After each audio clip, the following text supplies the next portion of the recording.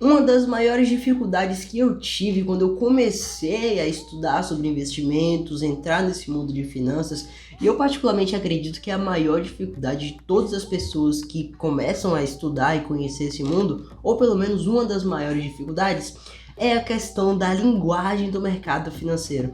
Cara, mercado financeiro, ele tem diversas siglas que quando você está começando você não entende nada. É uma sopa de letrinhas gigantesca. Você começa a estudar mercado financeiro e aí você vê que tem CDB, que tem CDI, que tem LCI, que tem LCA, que tem Selic, que tem GPM, que tem IPCA, que tem...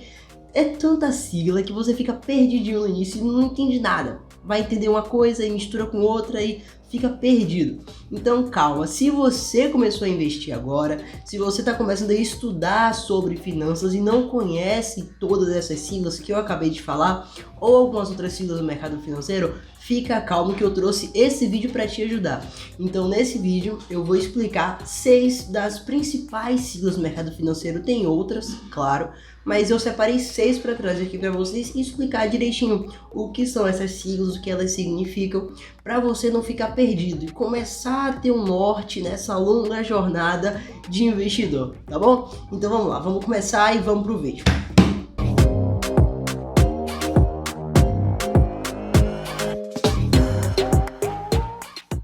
Fala, sócios e sócias, tudo bom com vocês? Bom, pessoal, tô bem demais hoje, tá? Você tá bem? Você tem que estar legal pra estar vendo esse vídeo, mas se não tiver, espero que esse vídeo te ajude, porque eu tô aqui feliz, trazendo minha energia positiva aqui pra animar seu dia, sua tarde, sua noite, não sei quando é que você tá vendo esse vídeo, mas vamos lá que esse vídeo vai ser bacana, então você vai aprender sobre finanças e vai se divertir também, tá? Porque eu tento trazer de uma forma mais didática o conteúdo aqui pra vocês.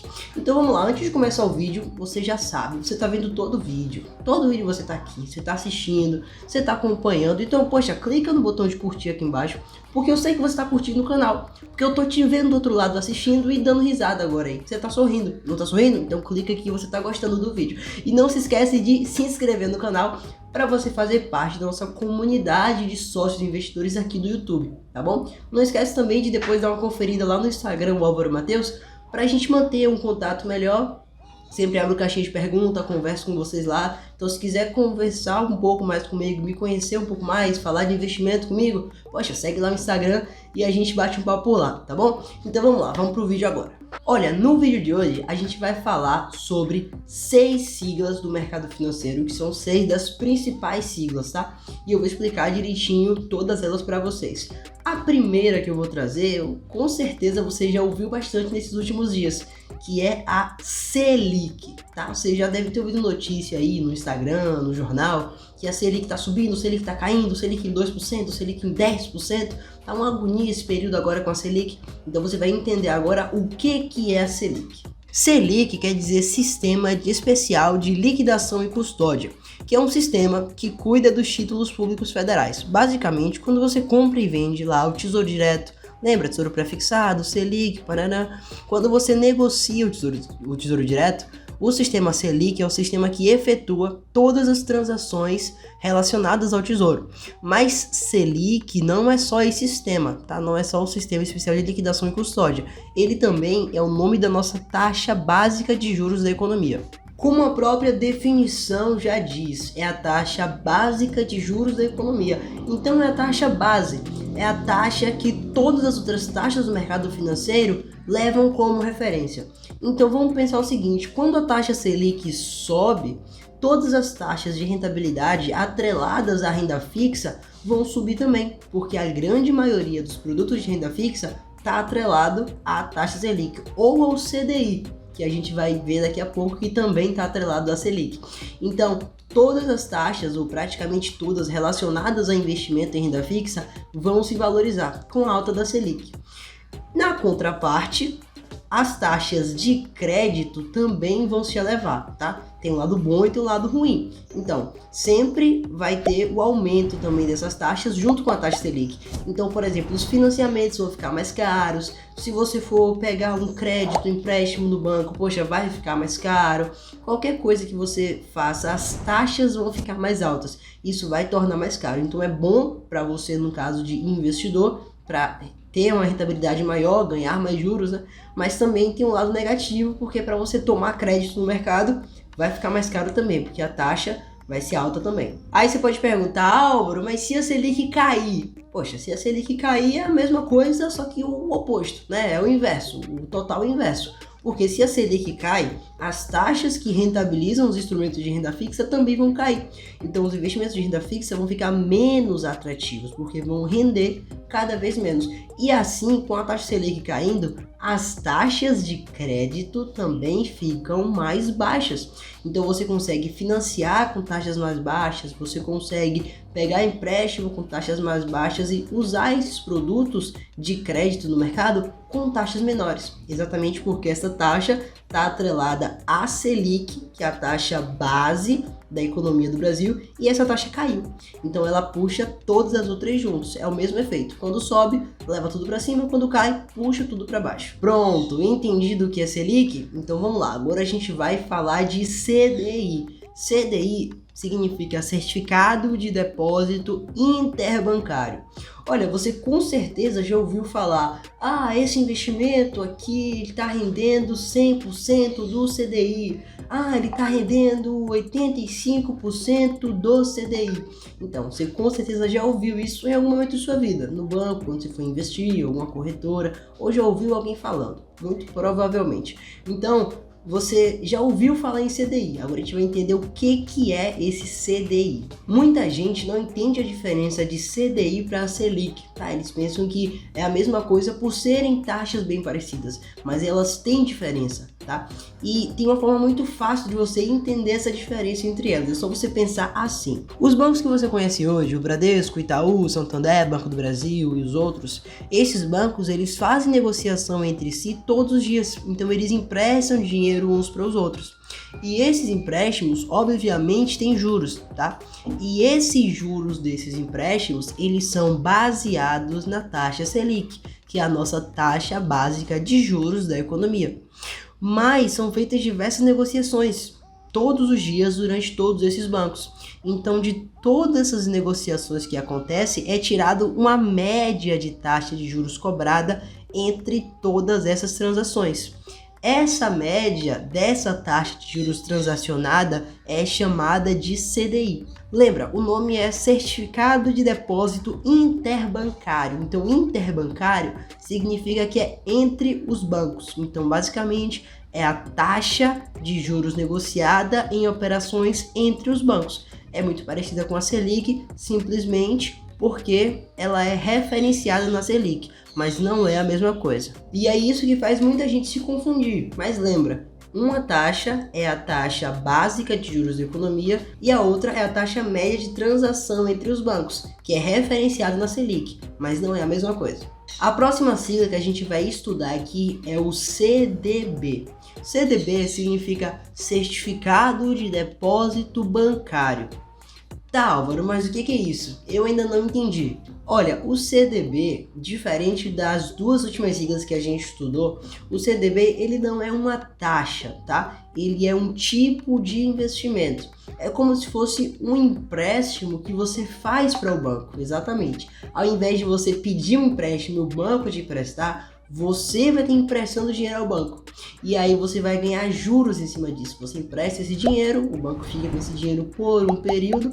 No final desse período acordado, o banco te devolve o seu dinheiro mais uma quantidade de juros.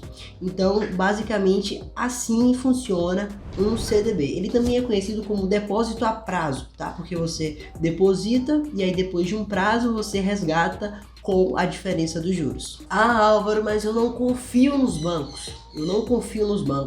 Poxa, seria tão bacana se por acaso existisse algum método, né? Alguma forma de garantir esse meu dinheiro que eu empreste, por exemplo, para o banco. Se existisse alguma garantia desse dinheiro, eu até investiria, né? Se existisse, seria tão bom se existisse. E existe, para felicidade de todos esse vídeo. É mais uma sigla e é uma das siglas importantes que a gente vai aprender aqui nesse vídeo. Rapaz, o mercado financeiro gosta de dificultar as coisas, né, cara? Gosta de fazer jogo duro. Tá louco? É tanta sigla nesse negócio. Tanta sigla. E quando não é sigla, é palavra inventada, né? Eles criam a palavra deles. Criam e dão nome.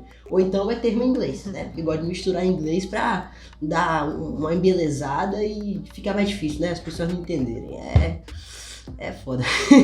Existe o Fundo Garantidor de Crédito, que também é conhecido como FGC. Essa é a outra sigla, tá? FGC. Esse Fundo Garantidor de Crédito é exatamente a garantia que você tem, tá? Ele é um fundo que garante diversas aplicações, diversos investimentos em renda fixa, tá? E dentre esses diversos investimentos, ele também garante CDB, tá? Só que tem uma regrinha, ele garante até o valor de R$250 mil no mesmo CPF, na mesma instituição financeira.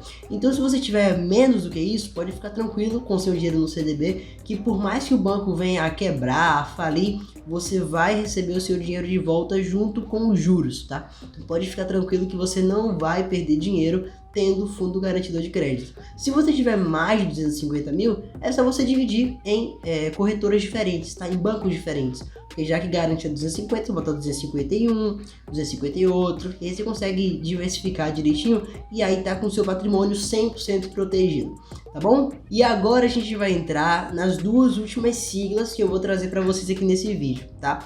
Essas duas siglas, como a Selic e o CDI, muita gente confunde, porque são realmente bem parecidas, mas elas têm diferenças importantes. Essas siglas são o IPCA e o IGPM, tá? São duas siglas que medem os índices de inflação aqui no Brasil, mas elas são calculadas de forma diferente e tem uma diferençazinha também que eu vou trazer para vocês daqui a pouco. Então, basicamente, são dois índices que medem inflação, mas eles têm diferença, tá? Não significa a mesma coisa. Um é oficial, o outro não é oficial.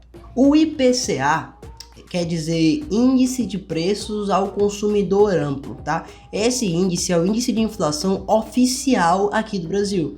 Ele é calculado pelo governo federal, né? E pela sua composição, esse índice ele está mais ligado à realidade da inflação ao consumidor final. Quem é o consumidor final?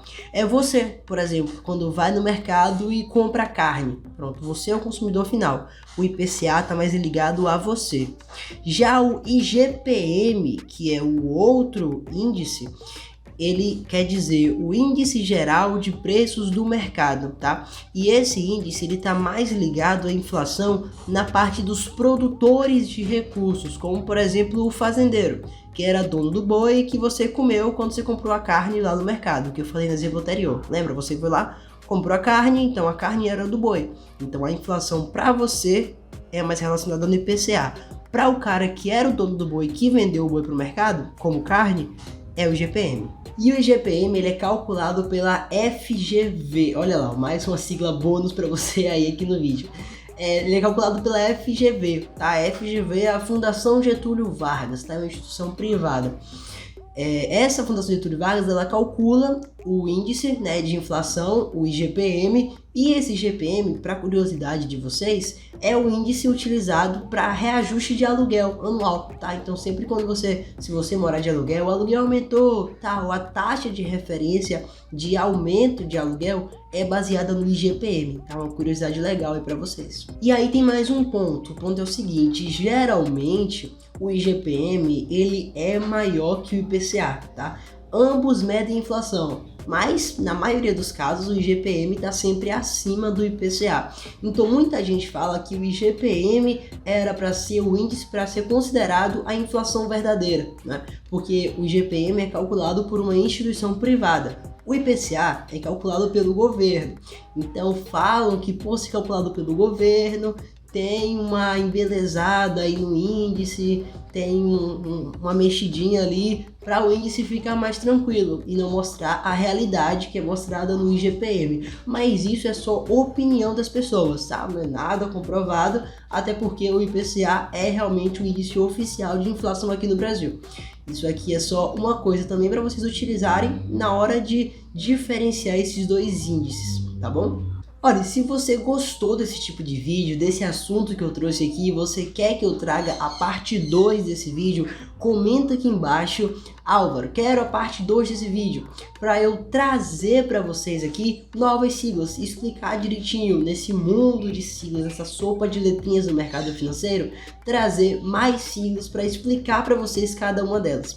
Então, se vocês quiserem uma parte 2 desse vídeo, coloca aqui embaixo no comentário para eu saber realmente que esse vídeo foi bacana e que vocês querem mais vídeos desse estilo, tá? Entender um pouco mais dessa parte mais iniciante dos investimentos. Beleza? Bom, se você gostou desse vídeo, não se esquece de clicar no botão de curtir aqui embaixo, se inscrever no canal para se tornar um sócio investidor junto com a gente e compartilhar esse vídeo com seus amigos e familiares que talvez estejam começando nos investimentos ou queiram começar e não entendam essas sopas de letrinhas todas que a gente tem aqui. Então manda esse vídeo para eles assistirem e entenderem um pouco mais sobre todas essas siglas do mercado, tá bom? Eu vou ficando por aqui e eu vejo vocês no próximo vídeo.